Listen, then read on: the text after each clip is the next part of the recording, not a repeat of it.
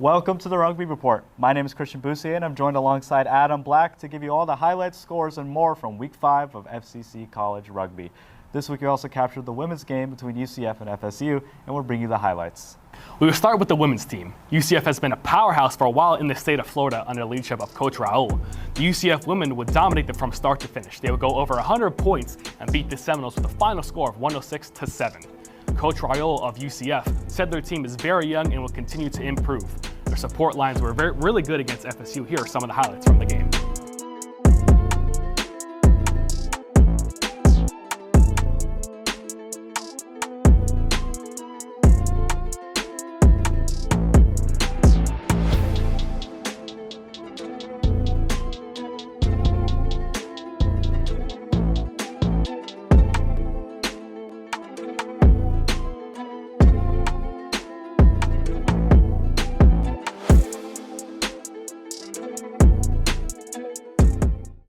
Things that I believe led to our success today was really building off of our fall preseason and just working with a lot of the new players that we have gotten and building them up to the level that we want to be at and making sure that everyone is on the same pace with a lot of our older players who have been here before and making sure that we can get everyone on the same level. And then what do you plan on doing in the future seasons or future games to continue the success?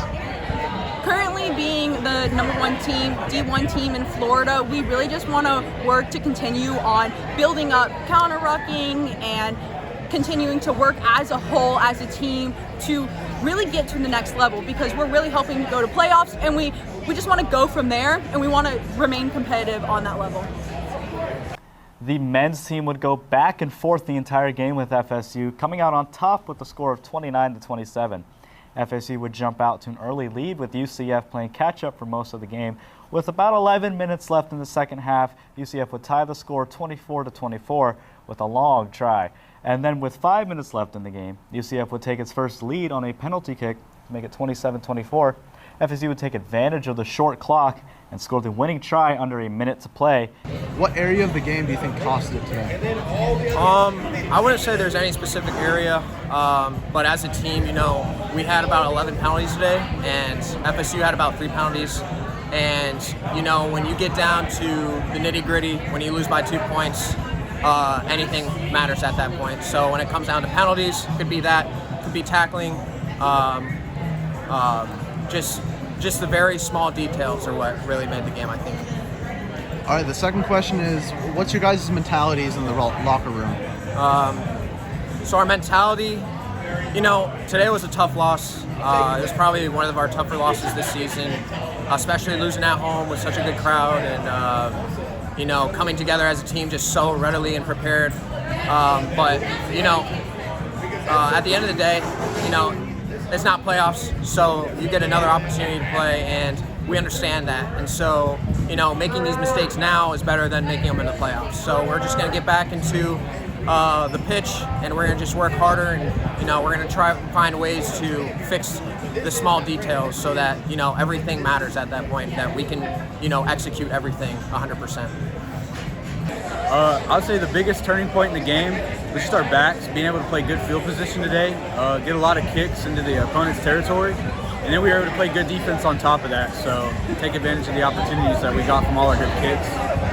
What was the second question? The second question would be, how does this win affect your home playoff positions? So I'd say for as far as seeding goes, this is definitely a big one for us, but like Coach Gomez says, every week it's a race.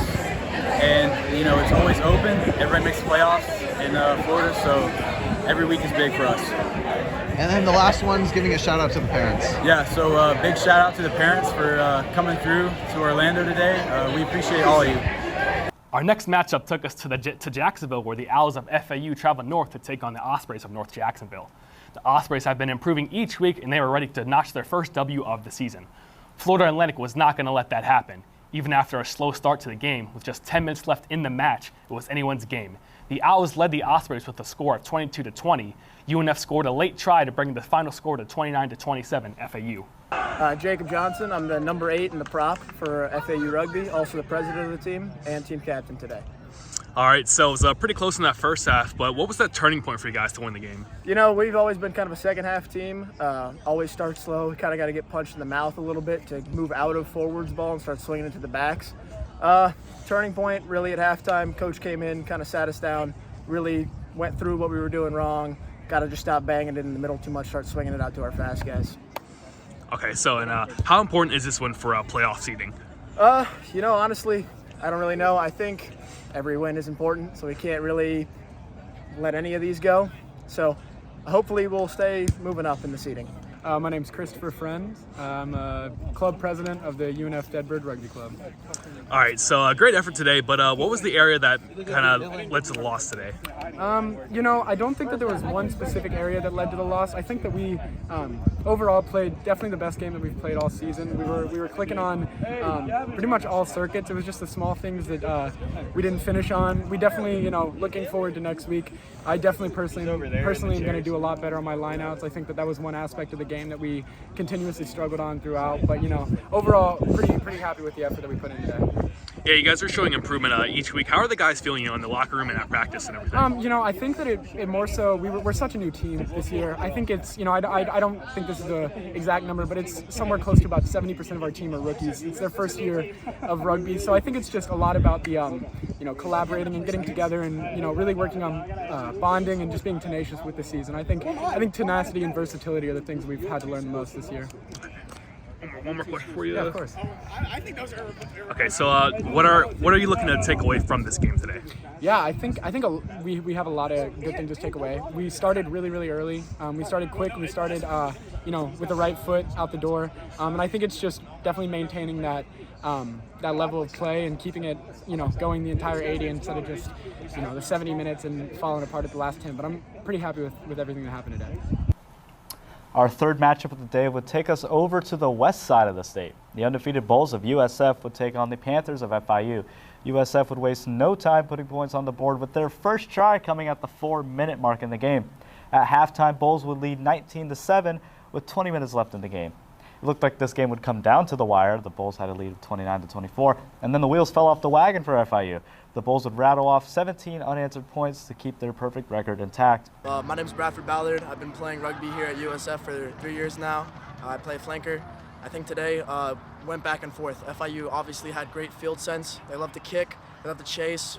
They made us scramble, like to go short, but at the end of the day, I think our forwards really stepped up.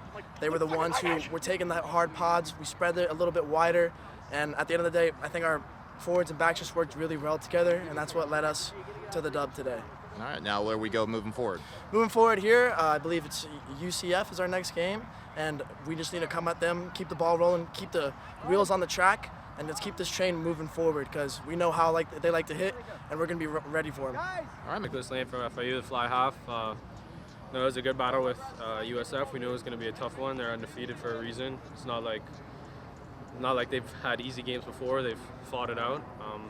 And we thought it was a good game. We started off awfully slow. We let them get 3 tries on us, which was ultimately too hard to come back from. We gave it to them to the end. We were within a try, and ultimately a couple calls didn't go our way, and it was a blowout in the end. But no, we got to give our respects to USF. They're a good team, and we respect them. We hope we see them again in the playoffs. All right, and as I say, where do you go for moving from here? What do you have next week? We have a 3-week break now. Okay. We have our bye week and spring break, okay. And then we have FAU. So try to get some friendly games in there. Get ready for FAU, train. It's small things to fix. Like, we're right there from being the best team in the league. We know we can be. So we fix those things and we'll be the best team. Check out our scores for this week.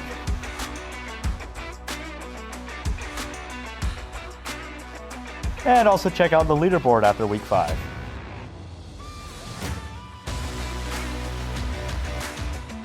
Last week we explained the position of forwards, and this week we're going to go over the backs position. Patty McNeil will explain the different back positions, the body types, and the typical play for those positions and how they contribute to the team. I'm here with Patty McNeil, and this is the second segment as we are understanding the different positions of rugby. And today we're going to go over the backs. If you could explain to me the different roles of each of the backs and kind of the body type you're looking for in those backs, and then How important are they on offense and defense? Sure. So when you look at the backs start with your number 9, which is your scrum half. Some people call the scrum half the quarterback, of the team, if you're using a football analogy. But basically, the scrum half is the one that takes the ball out of a scrum, out of a ruck. He's the person you would pass it to after you want a line out. So he's really a transition, a person that transitions the ball from the forwards to the backs. The fly half is, once the ball is out, the fly half really starts the plays, if you will. So really, when you do a 9-10 combination, it's very important that they have great communication. So your scrum half can be any size, but they tend to be on the smaller size sometimes because they are super fit. Like they can run for 80 minutes and then jog home. Like they're that kind of thing, and they're always at the ball. So wherever the ball is, they have to be there. Some scrum halves can kick. You'll see them, take the ball and kick it. But really, your 10, your fly half, they're the one that's directing what the offense is going to do. So on the offensive side, they might just pass it out. You do 10 to 12 to 13 to 14. Maybe the 15 will come in that line to create an overlap. They direct it. Your 10s also tend to be really good kickers, so that you can gain a lot of advantage to kicking strategically. So, when you have possession, possession's a big thing, but then also is gaining yards, getting closer to, scoring. So the 9-10 combination is pretty critical. Your 10-12s are your running backs.